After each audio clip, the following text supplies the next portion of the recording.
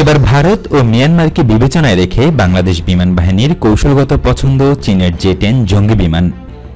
জে-10 হল চতুর্থ প্রজন্মের মাল্টিপারপাস জঙ্গি বিমান।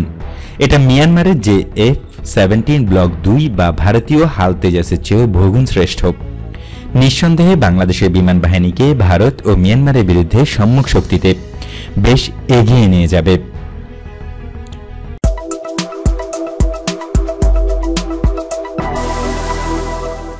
বাংলাদেশ বিমান বাহিনী বা বিএএফকে 2030 সালের মধ্যে একটি আধুনিক বাহিনী হিসেবে গড়ে তোলার যে প্রচেষ্টা শুরু হয়েছে, তাতে চীনের চেংদু কর্পোরেশনের তৈরি সিঙ্গেল ইঞ্জিন মাল্টিরোল ফাইটার জে-10 একটি কৌশলগত ও অর্থনৈতিকভাবে সুবিধাজনক বিকল্প হিসেবে আত্মপ্রকাশ করেছে।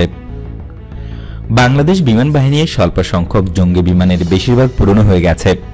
1970-এর দশকে মুজিব সরকার সোভিয়েত ইউনিয়নের তৈরি MiG-21 সংগ্রহ করেছিল। সেগুলো বদলে ফেলতে চীনের কাছ থেকে সিঙ্গেল ইঞ্জিন F-7 সিরিজের ফাইটার সংগ্রহ করা হয়। এখন বিমান বাহিনীর কাছে 3 স্কোয়াড্রন F-7 ফাইটার রয়েছে। এগুলোর 3টি সংস্করণে সিঙ্গেল ও ডাবল সিটের এয়ারক্রাফট রয়েছে। এগুলো বাধাদানের কাজে ব্যবহার করা যায়, কিন্তু হুমকি বিবেচনায় আকাশ প্রতিরক্ষা, স্থলভাগে হামলা ও সমুদ্রবক্ষে আঘাত হানার ভূমিকা পালনের মতো সব ধরনের মিশনের চাহিদা পূরণ করতে মাল্টিরোল জঙ্গি বিমান প্রয়োজন। বাংলাদেশ বিমান বাহিনীর ফাইটার পাইলটরা মূলত চীনা ফাইটার চালাতেই অভ্যস্ত। এখানে F-7 রক্ষণাবেক্ষণের স্থাপনা রয়েছে এবং বর্তমানে যে অ্যারিয়েল অ্যামুনিশন প্লট ব্যবহার করা হচ্ছে তাও চীনের কারিগরি সহায়তায়। এখানে আকাশ থেকে নিক্ষেপযোগ্য ক্ষেপণাস্ত্র, রকেট ও বোমার মতো চীনা অস্ত্র সংযোজন ও তৈরি করা হবে। এতে মনে করা হয় ভবিষ্যতে চীনা জঙ্গি বিমান কেনার পরিকল্পনা না থাকলে বাংলাদেশ বিমান বাহিনী চীনা জঙ্গি বিমানে ব্যবহারযোগ্য গোলাবারুদের কারখানা নির্মাণের পেছনে অর্থ ব্যয় করত না। MiG-35 ফাইটার বিক্রির প্রস্তাব দিয়েছিল রাশিয়ার রজবরনিক্সপোর্ট, কিন্তু কৌশলগত ও কারিগরি কারণে তা গ্রহণ করা হয়নি। এর সবচেয়ে ভালো বিকল্প হল জে-10 CE মাল্টিরোল ফাইটার। এগুলো তুলনামূলক সস্তা এবং সেন্সরগুলো হালনাগাদ করা। তাছাড়া এগুলো air to air, ground attack ও নেভাল স্ট্রাইক মিউনিশনে ব্যবহার করতে পারে। ফলে কমান্ডাররা 2600 কিলোমিটার পাল্লার মধ্যে চমৎকার দক্ষতা দেখাতে পারবে।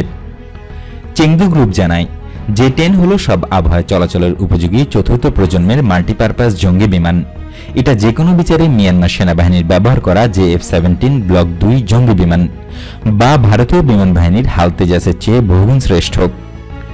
বাংলাদেশ বিমান বাহিনী প্রথমে তার প্রয়োজন বিবেচনা করে ইউরোফাইটার টাইফনের কথা ভেবেছিল, কিন্তু দেখা যায় জে-10 CE গুলো এর চাহিদার সঙ্গে ভালোভাবে খাপ খেয়ে যায়। F-7 গুলো বদলের জন্য 48টি জে-10 দরকার। কাছাকাছি প্রতিযোগী সাবজাস 39 গ্রিপেনের তুলনায় চেংদু জে-10 CE অনেক সস্তা এবং গতি, service ceiling, thrust weight ratio ও জ্বালানি সাশ্রয়ের দিক থেকে তুলনামূলকভাবে এগিয়ে। 2034 সালের মধ্যে বাংলাদেশ বিমান বাহিনী তার পুরো F-7 বহরে বদলে ফেলার পরিকল্পনা করেছে।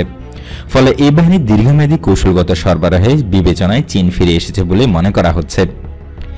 জে-10 CE ফাইটারের দৈর্ঘ্য 16.9 মিটার, ডানার বিস্তার 9.8, উচ্চতা 5.7, এর সর্বোচ্চ গতি 1350 কিলোমিটার প্রতি ঘন্টায়, সর্বোচ্চ match 1.8, G load 3/9G, air to air combat radius 1240 kilometre প্রতি ঘন্টায়, অর্থাৎ পুনঃজ্বালানি গ্রহণ ছাড়া একটানা, সর্বোচ্চ ফেরি রেঞ্জ 2950 কিলোমিটার। অপরদিকে বাংলাদেশের পর নির্লজ্জ ভারতের সেনাবাহিনী পাঠানোর প্রস্তাবকে মুখের ওপর প্রত্যাখ্যান করল শ্রীলঙ্কাও। এ বিষয়ে বিস্তারিত জানতে আমাদের এই ভিডিওটি দেখুন।